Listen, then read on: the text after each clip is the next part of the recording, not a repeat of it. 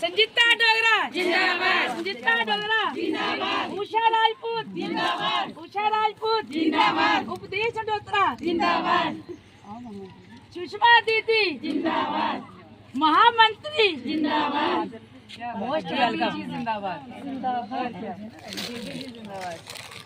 कैसे मेरे सभी? Thank you. बहुत अच्छे दीदी जी, आप कैसे होते हैं? डाल डाल सभी महिलाएं उठ के चले। जिंदाबाद, नारी शक्ति जिंदाबाद, नारी शक्ति जिंदाबाद, नारी शक्ति जिंदाबाद।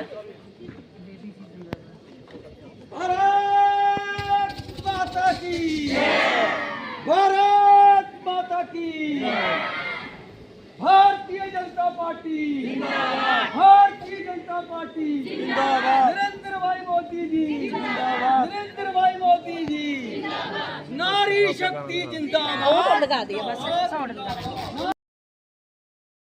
हमें 370 वोट एक्स्ट्रा डालने हैं, तो वो तो तभी संभव है ना जब हम सब भाई बहन मिलकर अपने बूथ पे काम करेंगे।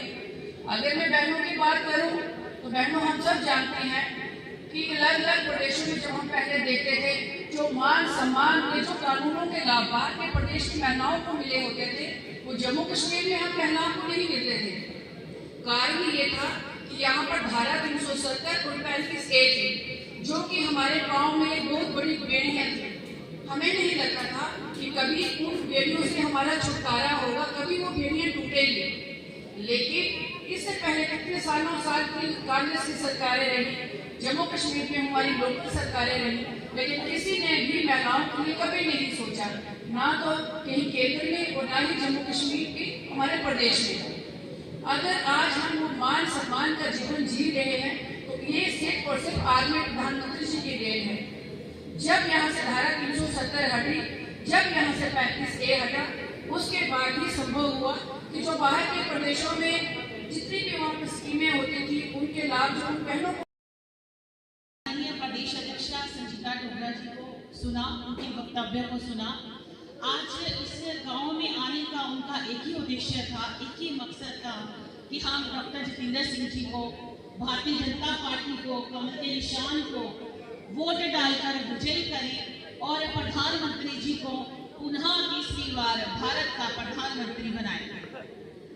और मैं सबसे पहले तो अपनी उपाध्यक्ष बेबी आशा उर्फ बेबी जी का बहुत बहुत तहे दिल से धन्यवाद करती हूँ। एक बार जोरदार तालियां।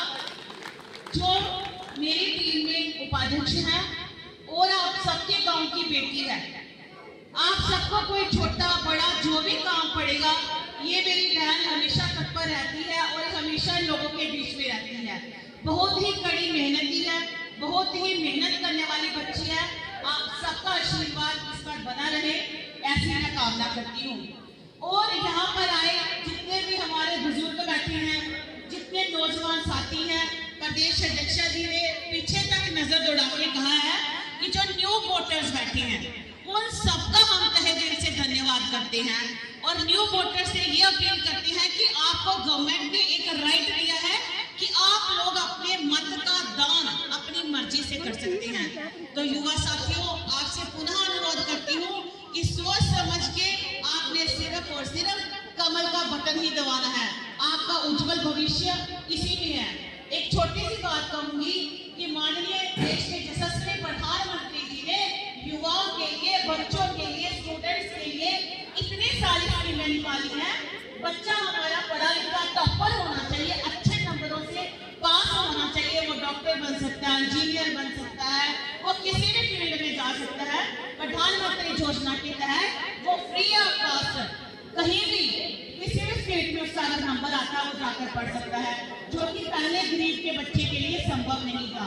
तो इसलिए आप सब ने सारी योजनाओं को, हर चीज का आपने ध्यान रखते हुए सिर्फ और सिर्फ 19 तारीख को आपको यही याद रहना चाहिए, कमल का फूल कभी ना भूल।